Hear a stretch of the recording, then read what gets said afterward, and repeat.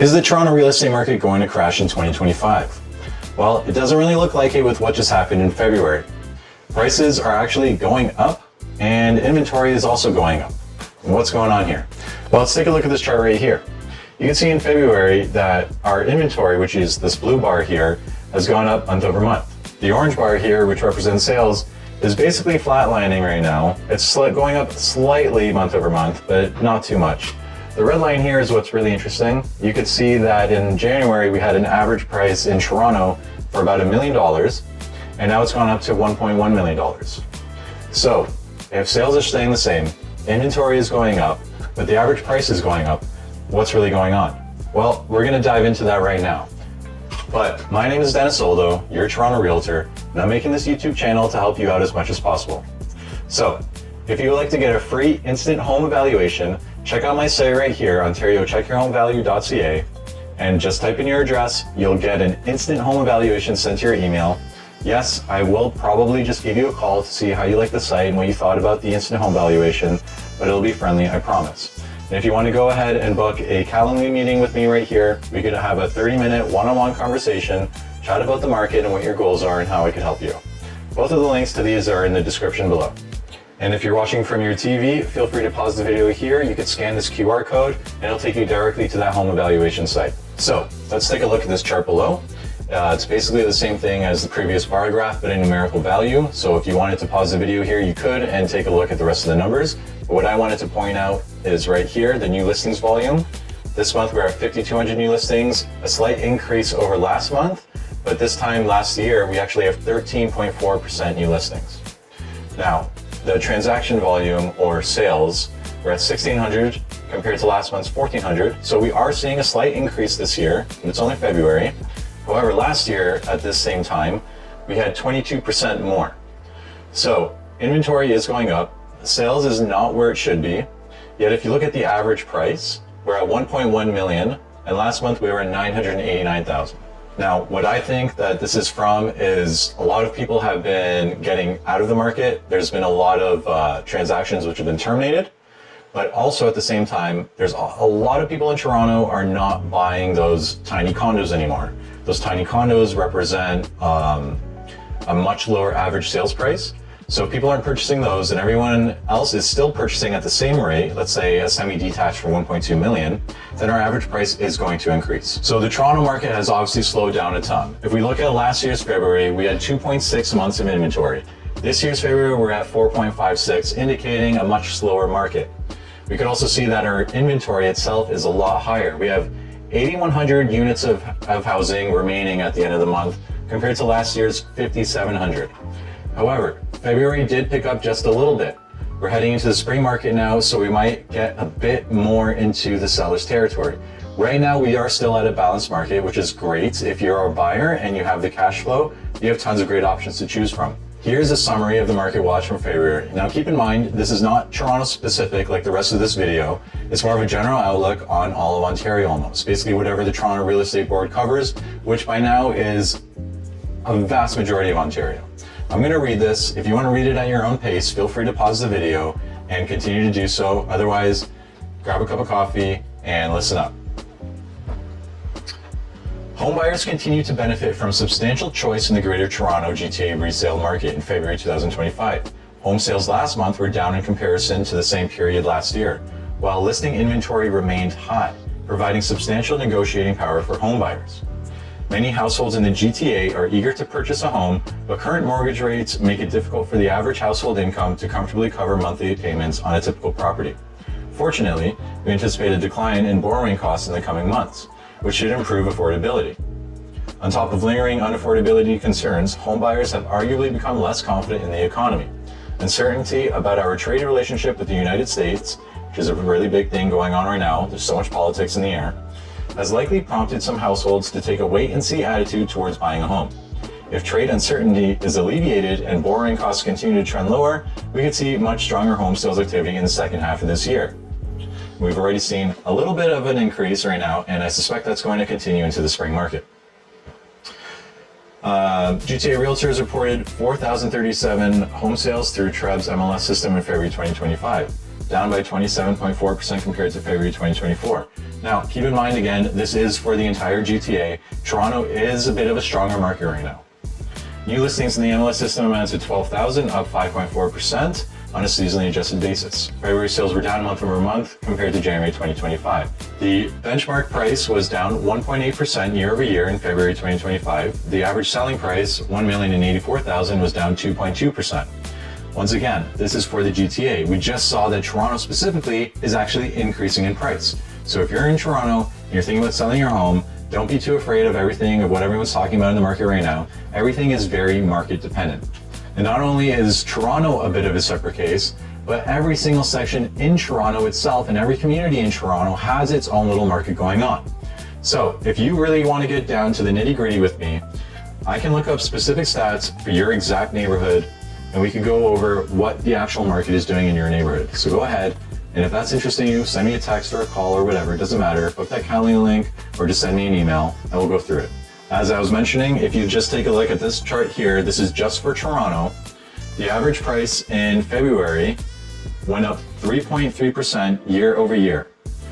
So we have February right here. For 2025, we're at 1.108 and last year was 1.071. Month over month compared to January, we're actually up 11%, which is kind of crazy with all the uncertainty right now, but it just goes to show you how different every market really is.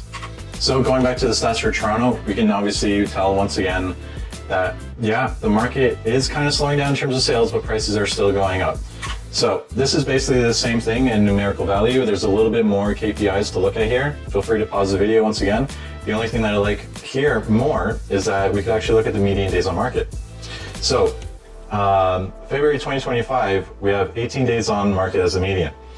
Compared to last year was 15. So it's not even taking people much longer to sell their homes anymore. And I think a big factor of that is literally because a lot of these smaller condos are coming off the market, and you know, the 2-bedroom condos are still selling great. People could actually live in those, as well as the semi-detached, detached homes. You know, those are still a very high interest in Toronto. People still want to live in Toronto, and those homes are very valuable. Taking a little bit of a more zoomed in approach to the transaction price, or the price that homes are actually selling for, we can see that we were on a downward trajectory, but is it being broken right now?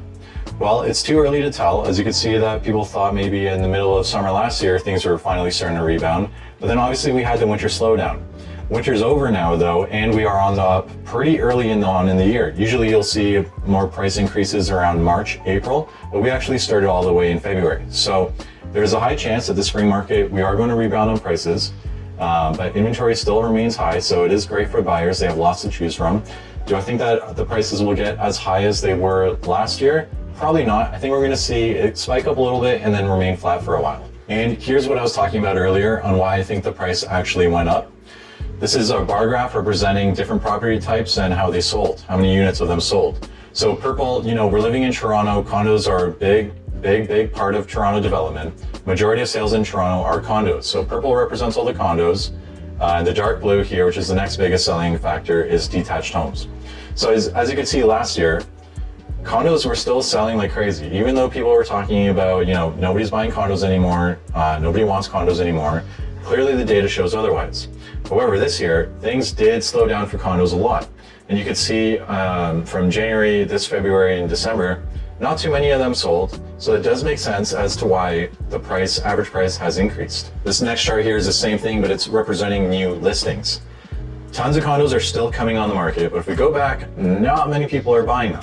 Detached homes are remaining, you know, relatively stable compared to last year. Yes, there is a little bit more that's entering the market, but nothing crazy.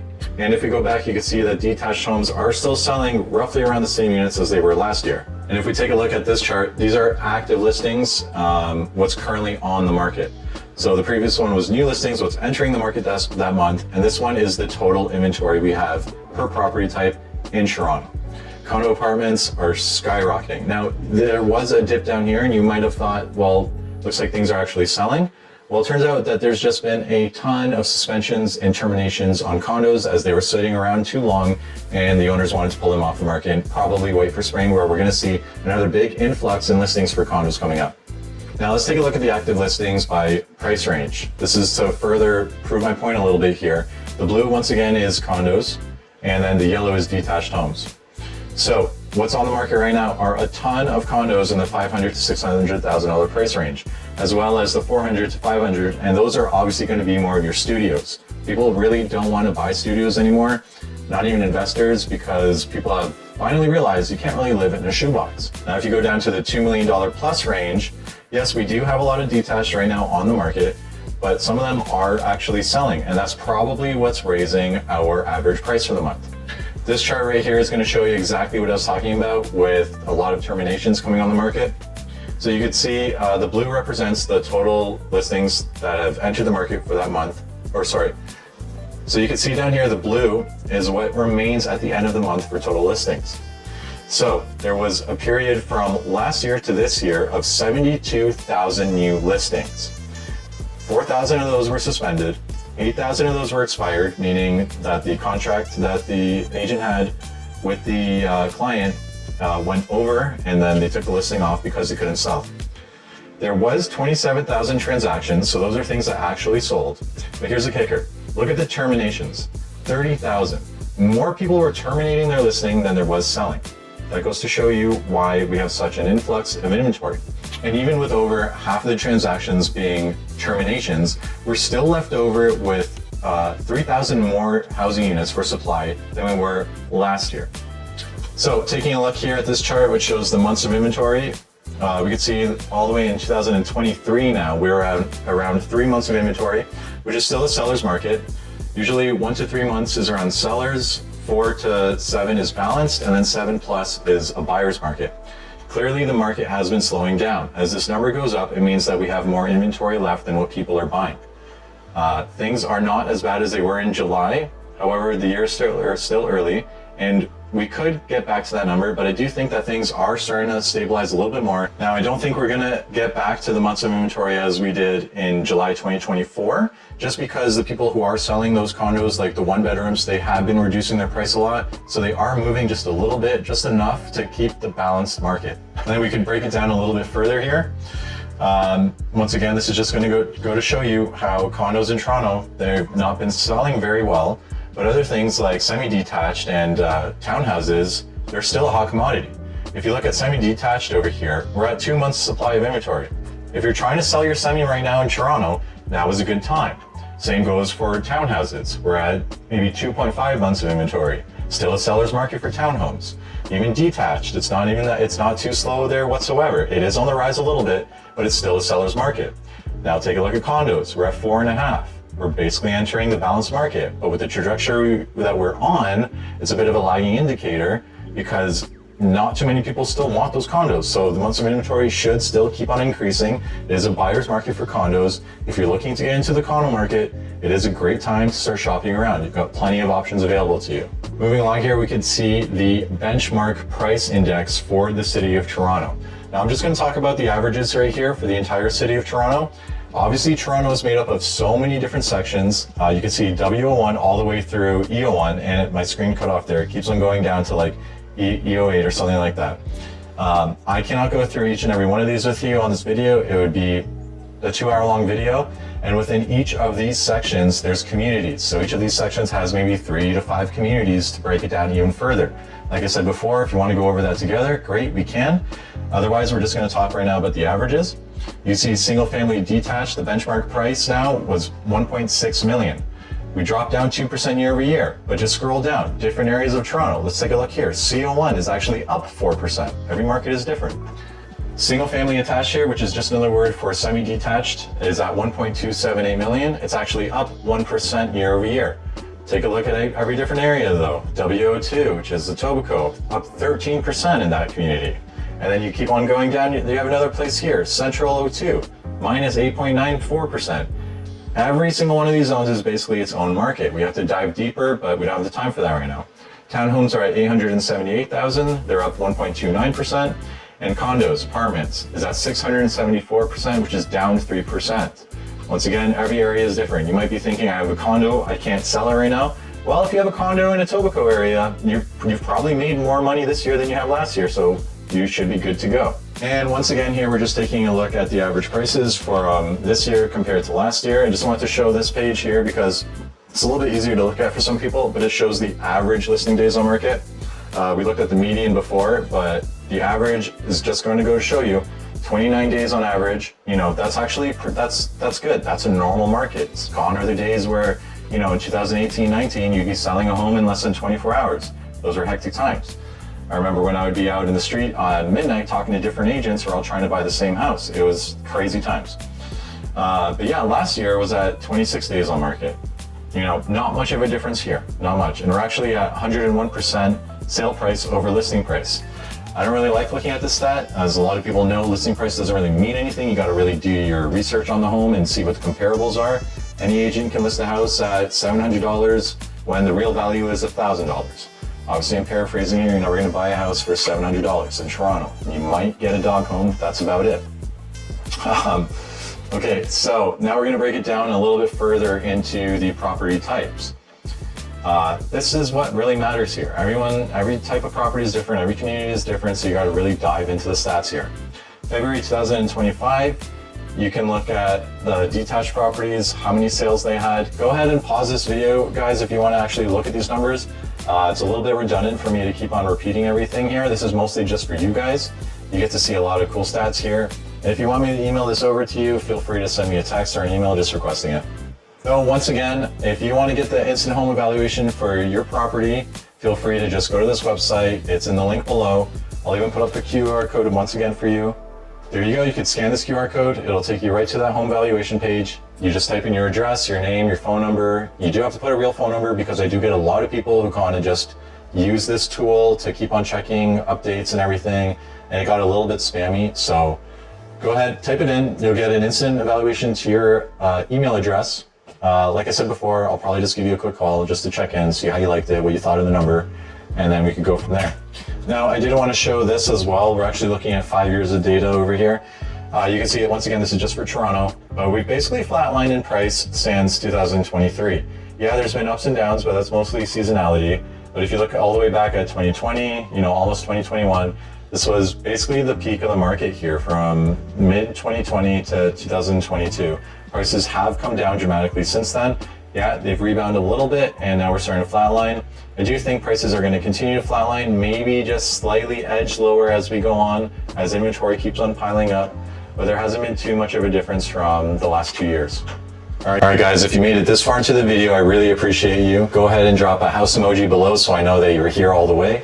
I'm going to be dropping more videos like this monthly, also on different regions in Ontario, like Peel, Durham, York, Halton, etc. So if this does interest you, please hit that subscribe button below, and we'll continue on our journey, and we'll see what the real estate market does together.